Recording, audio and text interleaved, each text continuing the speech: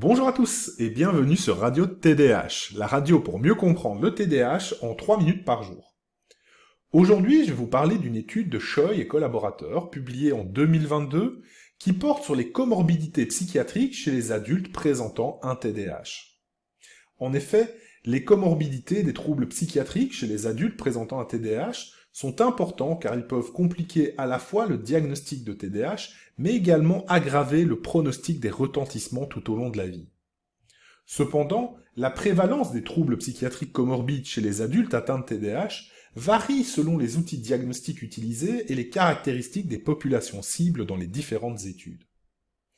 L'objectif de cette revue de littérature est de décrire à la fois la prévalence des troubles psychiatriques comorbides chez les adultes atteints de TDAH par rapport aux adultes sans TDAH, mais également d'analyser les outils utilisés pour le diagnostic. Pour cela, les auteurs ont réuni les résultats de 32 études publiées avant août 2022. Ils les ont identifiés et classés en fonction du diagnostic d'autres troubles psychiatriques chez les personnes atteintes de TDAH.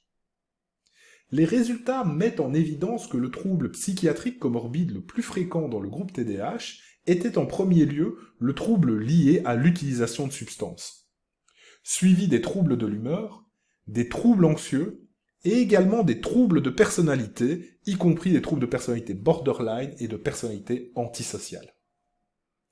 La prévalence de ces 4 grandes catégories de troubles était clairement plus élevée dans le groupe TDAH par rapport aux sujets ayant reçu ou non un diagnostic d'autres troubles psychiatriques. De plus, les résultats suggèrent une association complexe entre les multiples comorbidités au sein du TDAH. Une des limites de l'étude est la diversité des outils de diagnostic utilisés pour poser le diagnostic de TDAH. Évidemment, c'est une limite importante qui pourrait avoir affecté la variabilité de la prévalence des comorbidités ici présentées. En conclusion, étant donné que le TDAH est souvent méconnu et sous-diagnostiqué chez les adultes, le dépistage du TDAH de manière plus systématique pourrait être bénéfique pour les patients présentant de multiples psychopathologies, et notamment celles d'abus de substances, de troubles de l'humeur ou encore de troubles anxieux ou de troubles de personnalité. Pour réaliser cela de manière optimale, une ligne directrice de standardisation des outils utilisés pour réaliser le diagnostic de TDAH est aujourd'hui absolument nécessaire afin de pouvoir évaluer les patients de la même façon et pouvoir leur proposer la prise en charge la plus adaptée aux difficultés qu'ils rencontrent.